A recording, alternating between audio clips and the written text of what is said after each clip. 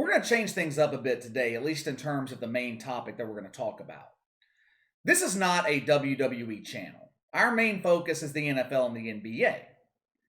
But because I have talked about wokers for so long, specifically the wokers in the NBA, and because WWE is presented as a sport even though it's fake, not real, I figured what we're talking about today kind of fell into our purview, at least in terms when it comes to being woke.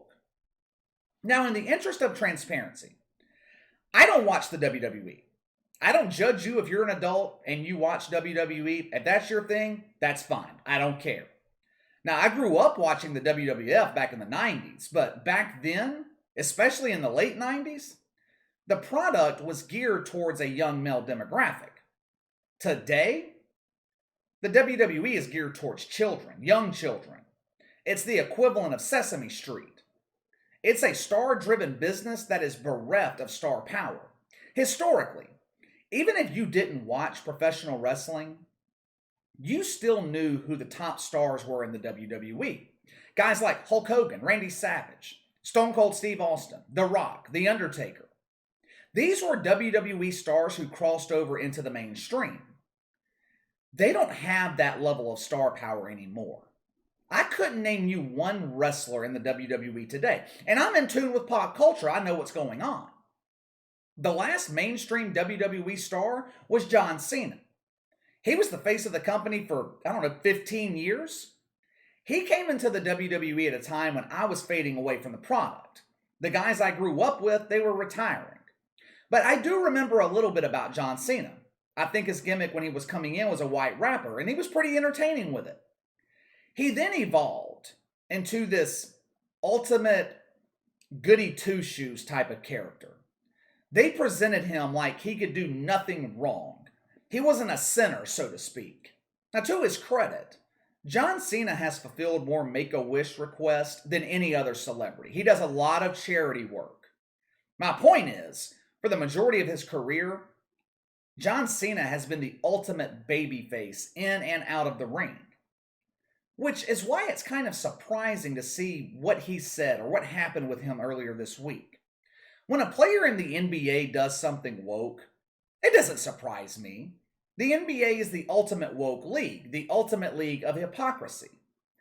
LeBron James likes to criticize all the supposed wrongs in America when it comes to racism, the mistreatment of African Americans by the police. But LeBron, along with everyone else in the NBA, is strangely silent when it comes to actual human rights violations going on in China. Now, I'm not saying America's perfect, don't get me wrong. There are certainly some things that we can improve on here in America. But there is no comparison to the way black people are treated in America and how black people or other ethnic groups are treated in China.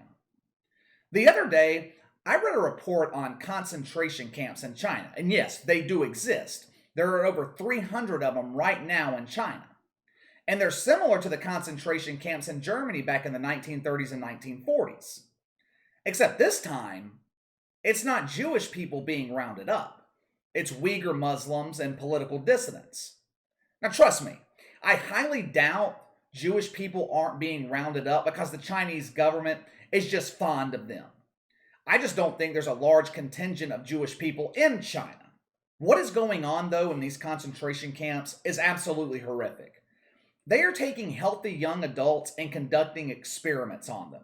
Some of them, they're taking their organs and using them for organ transplants on other people in the Chinese population.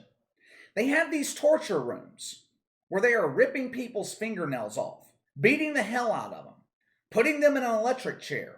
You name the type of torture, it is going on in these concentration camps. Women are being gang raped. I'm telling you all of this because these violations, this is what the NBA, LeBron James, and now John Cena are being silent about. The last I checked, nothing like this is happening in America.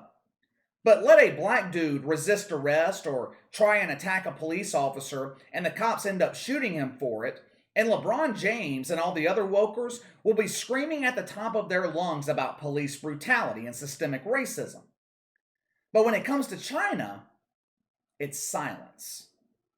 Not only is it silence, but John Cena is now apologizing to China and the Chinese government. Let's go ahead and get into John Cena, who Vince McMahon has pushed for years as the all-American good guy.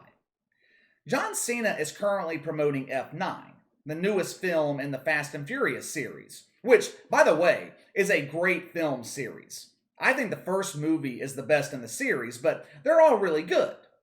Anyway, John Cena is promoting the film, and somehow the topic of Taiwan is mentioned. I think maybe he was speaking with the Taiwanese media. I don't know for sure, but I think that's the case. In the interview, John Cena does the unthinkable. He refers to Taiwan as a country. This is so offensive. This is so offensive. You would think John Cena had used the N-word or used some other type of racial slur by referring to Taiwan as a country. How dare he refer to Taiwan as a country? That's just wrong. Now, because of the backlash, and from what I would imagine was enormous pressure from his movie studio, John Cena did what all woke celebrities do. And he issued a manufactured public apology. He spoke the entire apology in Mandarin and uploaded it to the Chinese version of Twitter. In summary, it went something like, "I'm sorry, I'm so sorry. I didn't know I couldn't say Taiwan as a country. Please forgive me and go out and spend money on my movie." It was absolutely pathetic. It was pathetic. From a financial standpoint, I kind of understand where John Cena was coming from. F9 has grossed about $160 million globally. Only $30 million of that was in the United States. You do the math. China is one of the only other countries that the movie's been released in. Like I said, do the math. Grossing only $30 million in America for a movie that I would imagine easily had a budget over $100 million, F9 would be considered a box office flop in this country. Why? Because just like the NBA, America has turned its back on Hollywood. This is yet another example of why going woke is bad for business. But let me ask you something. When did we here in America start apologizing for telling the truth? John Cena spoke the truth. Taiwan is actually a country.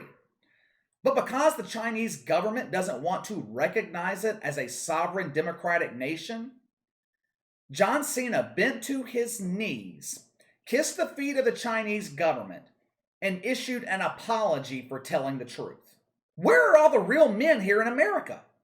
Where are the people who are not afraid to take a stand against a tyrannical government? Instead of real men, we have dudes like LeBron James, who, like John Cena, bows his knee to the Chinese government. Because that's where he makes a lot of his money. Damn the fact that LeBron's shoes are made from slave labor. He doesn't give a damn about that. All that matters to him is the bottom line. Don't mess with the NBA's business in China. Simple as that.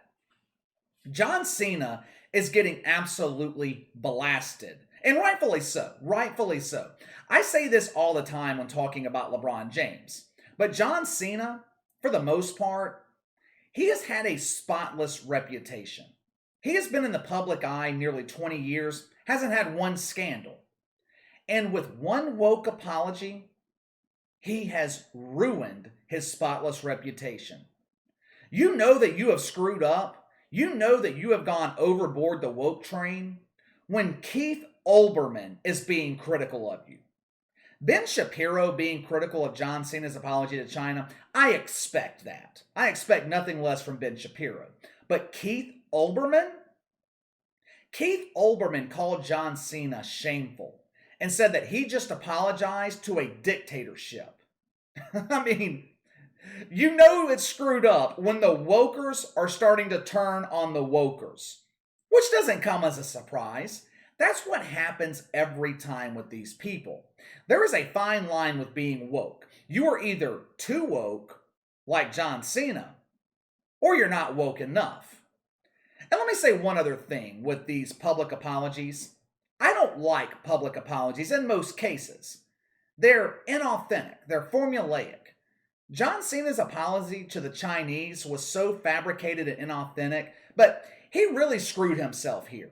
All he had to do was come out and say that I am not apologizing for telling the truth. That's all he had to do. Taiwan is a country. I didn't say anything wrong.